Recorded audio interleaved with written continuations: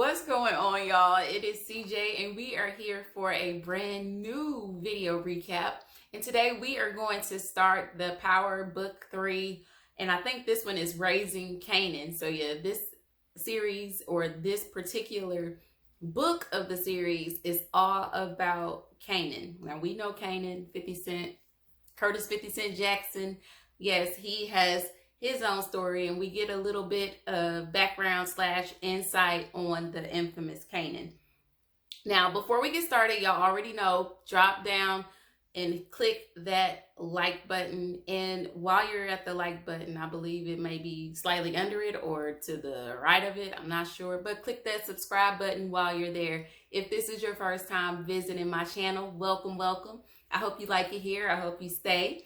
But now that we got all of that out of the way, I'm excited about this particular book just because I like all of the Power books, to be honest. I tried recapping the one Ghost, I think it was, with Tariq, but I don't know, y'all wasn't feeling that one or y'all wasn't feeling me, I'm not sure, but I kind of gave up on that one. But this one, I'm gonna stick with it no matter what, so we'll go ahead and get into it. Now, I do want to put up front that this particular video will have a lot of names. It was kind of an intro video. They introduce us to a lot of characters.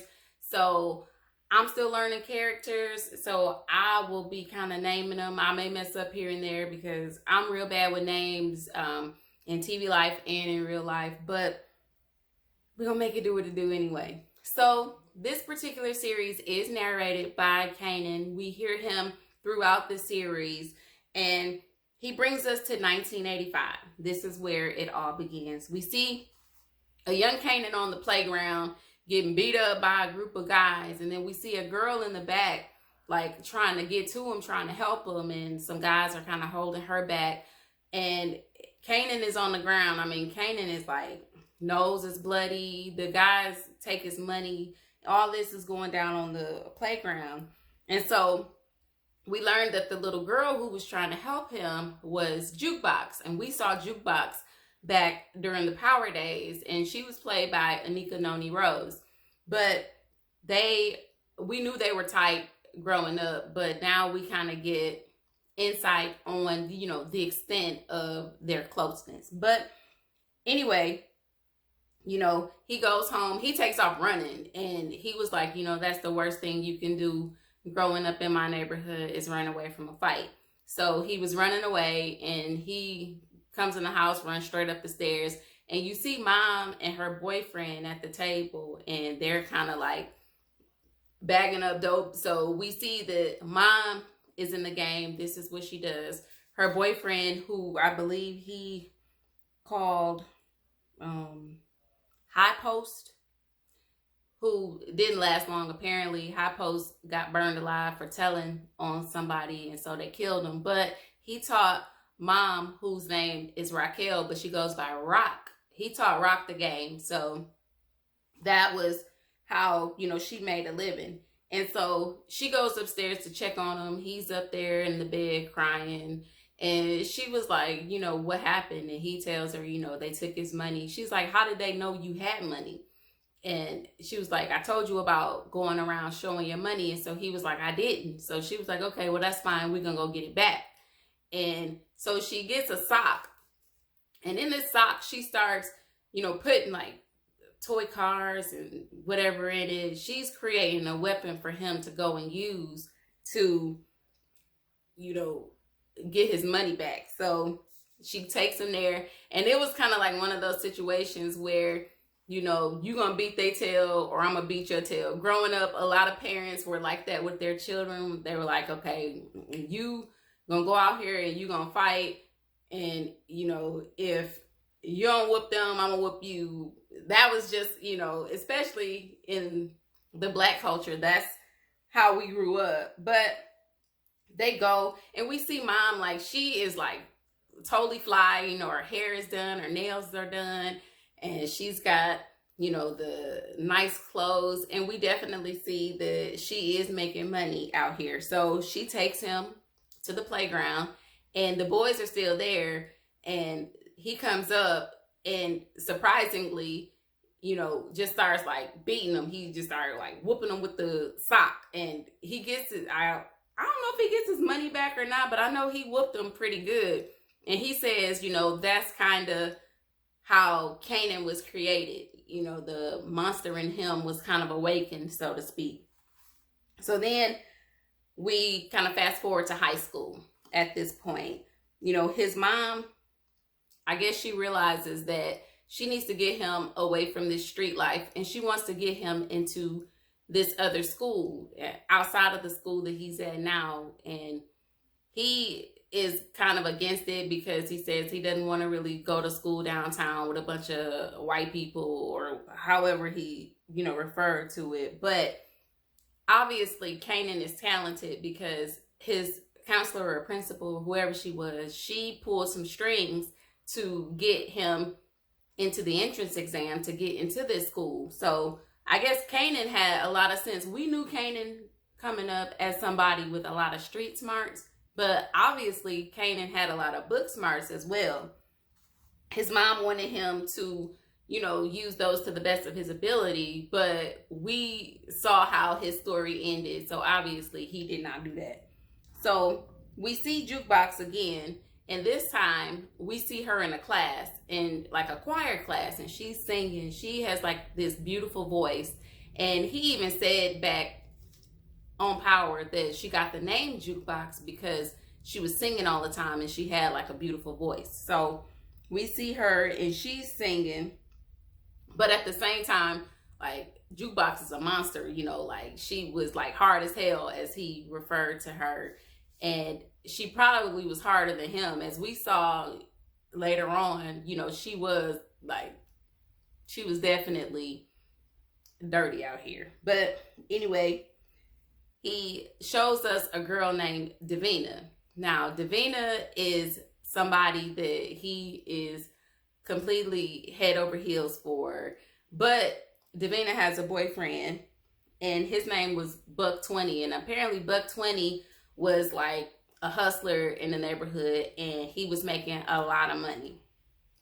And, you know, you would see Kanan kind of, you know, looking at her or kind of swooning over her from afar. But obviously she wasn't really feeling him like that to be his girlfriend. But she was kind of flirty with him a little bit. So I got a feeling that this is probably going to be one of his love interests during the show, especially because of something that happened later on, but we'll talk about that in a minute.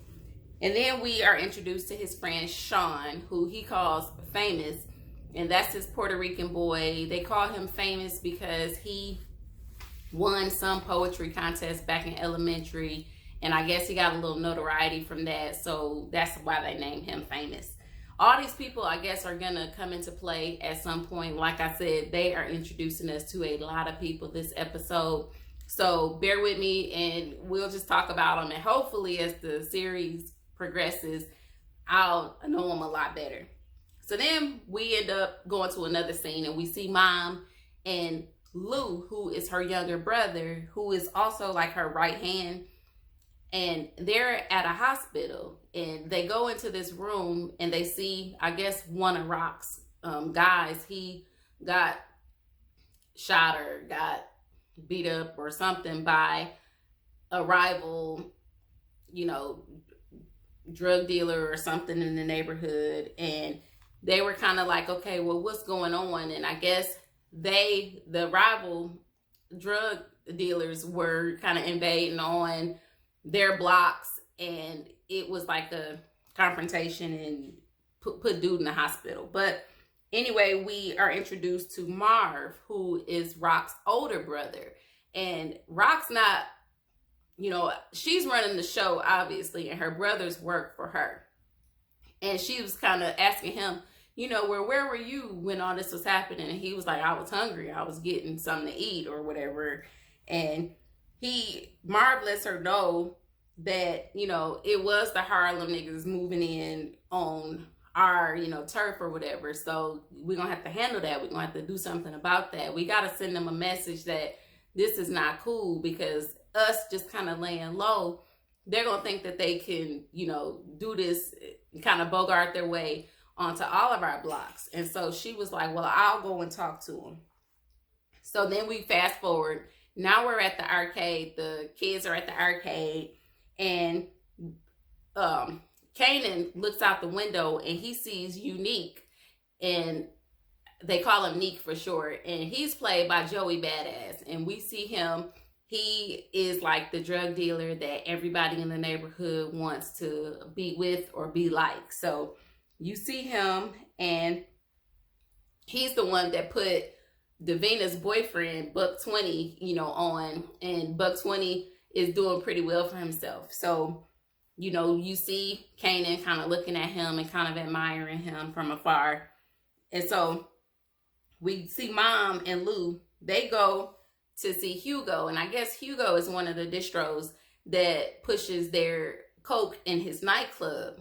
And they didn't get to see him, but they did see his publicist. And she was like some white girl. I'm not sure what her name was, but blonde, tall, beautiful. One of the ones that carries like the little dogs around everywhere. And she was very disrespectful to Rock and Lou.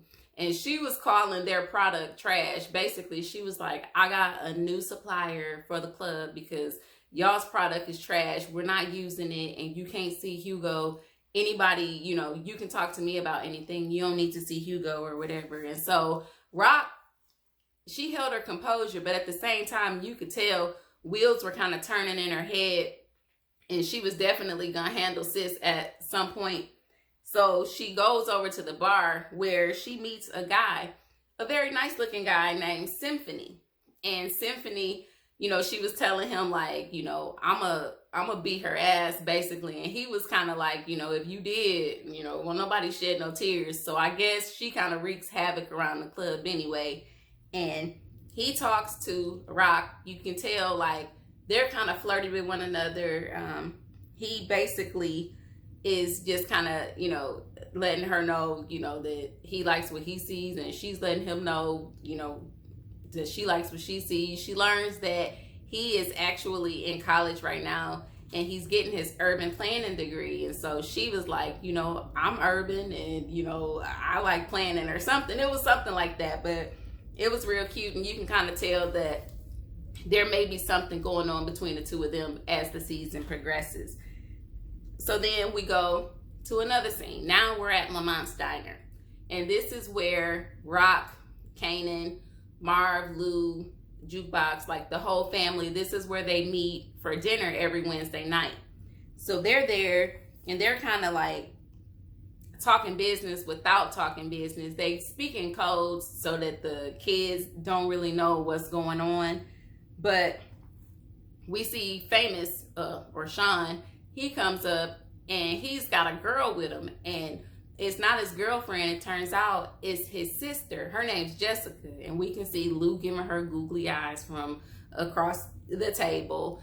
And so they invite them to sit down, and they do. So they're kind of all shooting the shits, kind of talking and having a good time. And when they finish, they're outside, and outside these people come up, and it's kind of like a drive-by. And it's not really a drive-by because the guys were like firing the guns in the air. They weren't firing them at anybody in particular, but it did shake the crew up a little bit.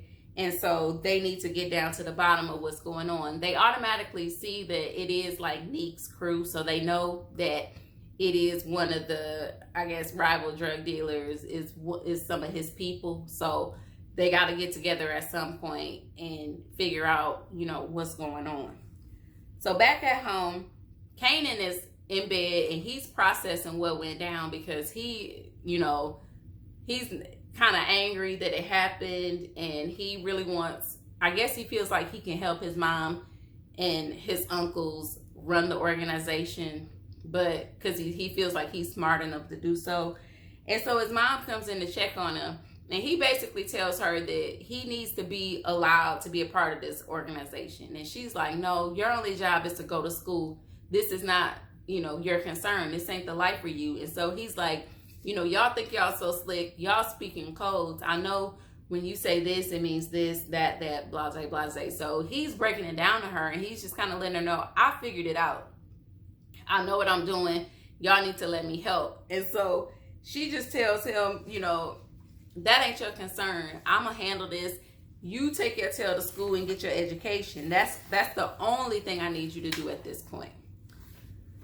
All right, so we go to, oh, no, I'm sorry. He asked her at this point, you know, what will happen to him if, you know, she gets killed or something happens to her. And she tells him, you know, you're going to go live with your grandma. That's the purpose of me putting your grandma away and renting a house for her for all these years, because I need something to be available if, you know, you have to leave me, if you have to go to her, you know, she's already set up. So he was telling her he don't want her to die.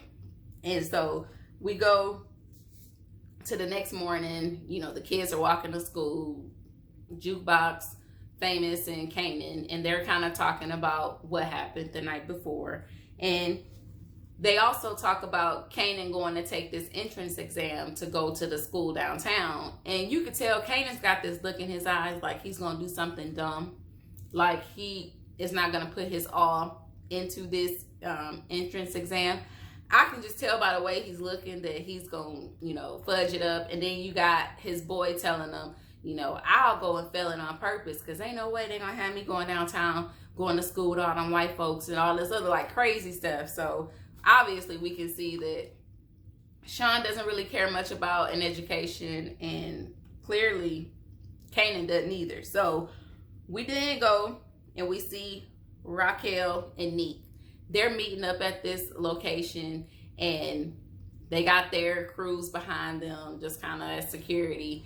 And so Rock wants to know, you know, what was that about? What, you know, why did you send your guys there to fire those guns like that? And so he was like, you know, I was just trying to send a message. And they kind of talk a little bit, and they come to an agreement. Okay, we can share some of these blocks. The agreement will be, I'll give you 140th to 143rd, and I'll take 144th up to something. I forgot what the name of the street was. But anyway, they, you know, came to an agreement, and they both were cool with that. And so they kind of left it as it was. So then we see the chick from the club, the tall, statuesque white woman. You know, she is having sex with some dude. I mean, riding him up. And they hear a noise.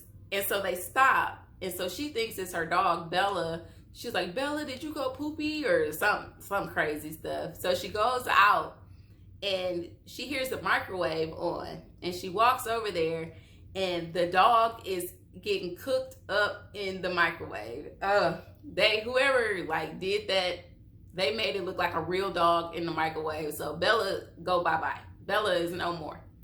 And so she was screaming all horrifically. It was just a hot mess. So then we go to the day of the exam, and Raquel wishes Kanan luck. You know, she just knows he's going to do so well on this test. And he goes in, and he sits down, and he's contemplating.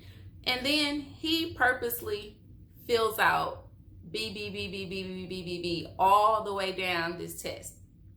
And he finishes like real fast or whatever. It's supposed to be a 3-hour test. He finishes quite fast and takes his tail down to I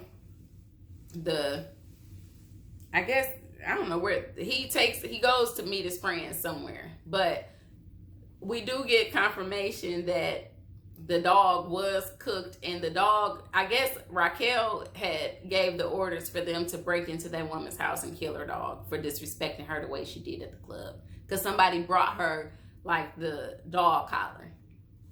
So anyway, we meet Kanan's friend D Wiz. Now Kanan says that D Wiz, you know, is really like about that life. He's one of his friends who's not scary at all, and that's his boy. Well, D Wiz tells him that, hey, I saw Buck on one of your mom's blocks on 140th. So Kanan getting all, you know, swollen in the chest. He's all mad about it. He's like, oh no, he can't disrespect my mom like that. you know, we got to handle it. We got to handle it. And so D Wiz was like, well, my brother, I know where he keeps some of his gas at the house. You know, we can take care of it. So Kanan's like, yeah, we're going to take care of it. He's so bent on proving himself to his mom that he can handle it, that he can be a part of, you know, the family in that capacity, that he's going to go handle this on his own. And I guess he thinks he's going to get like kudos or a pat on the back from mom. All right. So we see Jukebox. Now, those of us who watch Power, we know that Jukebox dibbled and dabbled in the lesbonics, as Alex would say. And so she was waiting outside of this all-girls school, and I guess she saw, you know, her friend, so she goes up to her and she's kind of talking to her, and it's like this private school, and the other two friends were kind of wondering who Jukebox was or whatever, and the girl she was there to see was just basically telling them, you know, oh, this is my friend from so-and-so, and she wasn't really alluding to the fact that they were kind of, you know, sweet on one another. So they go off, and I guess they were just sitting at this park or whatever, and this is where it got a little weird for Jukebox, because I guess at this time, Jukebox she was kind of like processing what she's feeling. She doesn't really know if, you know, she likes this girl in a romantic way, or if she's just, you know,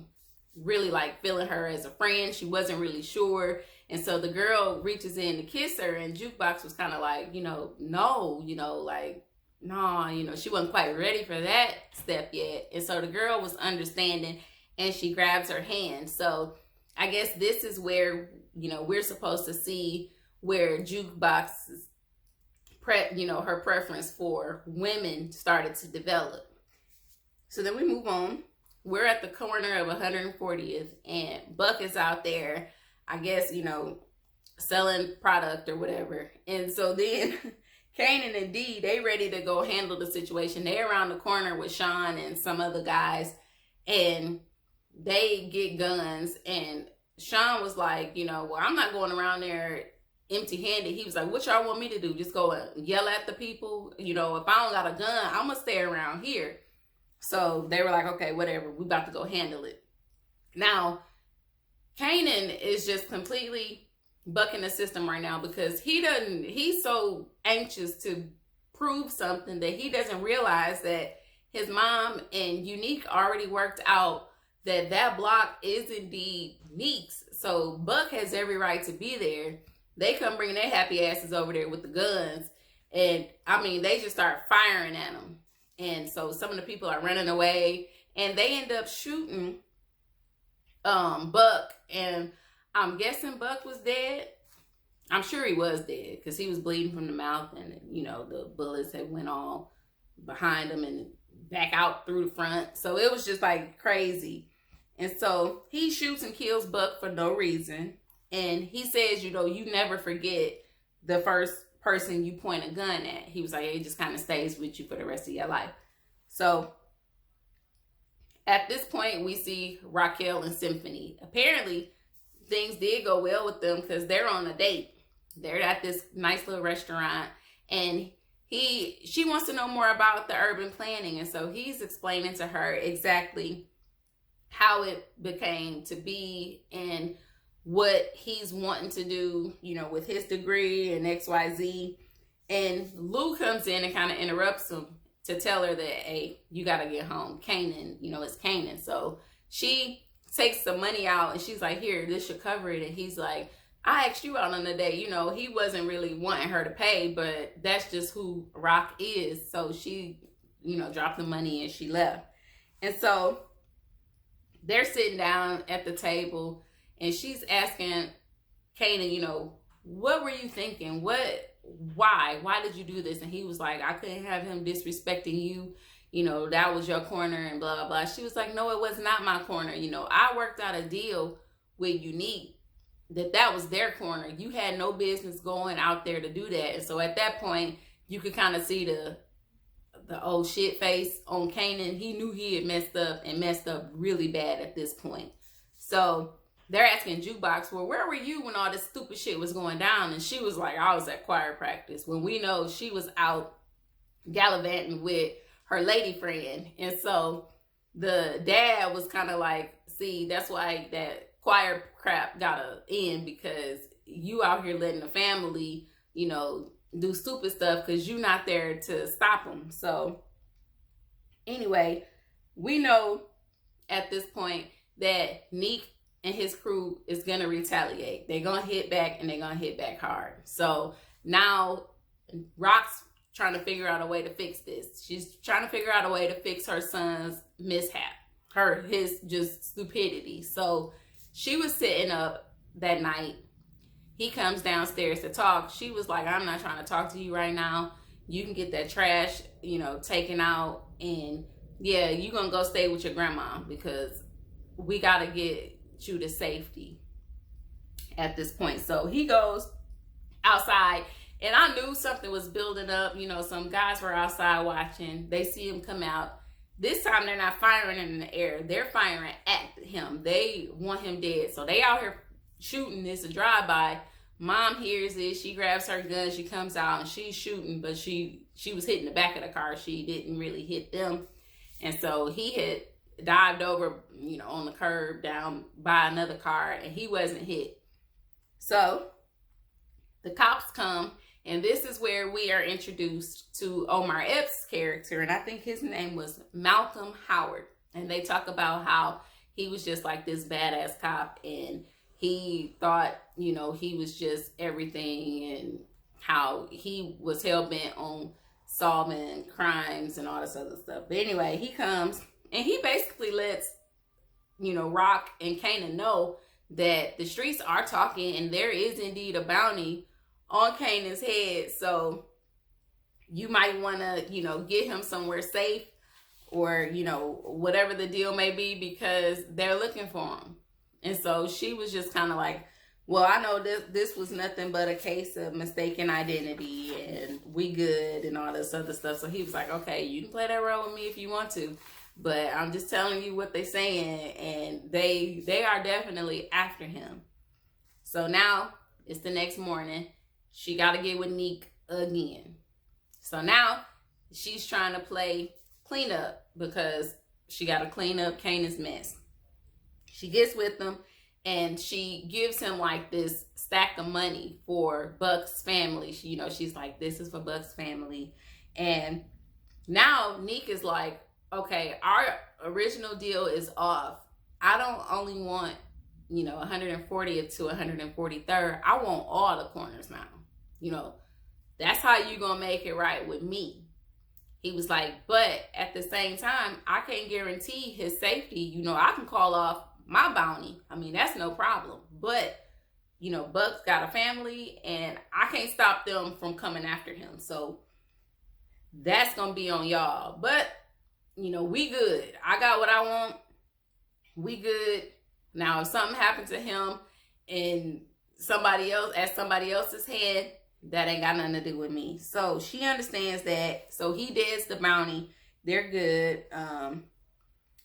So she, later on that night, she wakes Kanan up in the middle of the night, and she's like, okay, come on, we going. And so he thinks he's going to grandma's house, but instead, like, she takes him out, real far out, to some like field or something, and they kind of look up in the sky, because she's real big on like the astrology.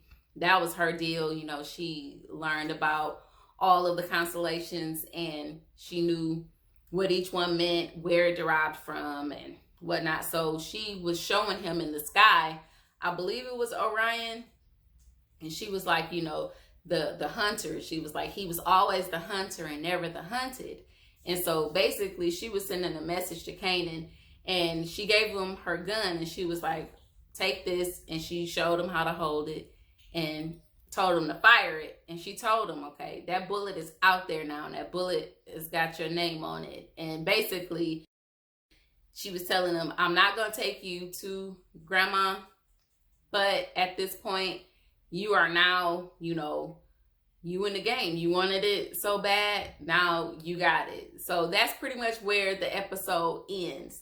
I'm really excited about this series. It looks like it's going to be very, very good. Y'all tell me what y'all think about it.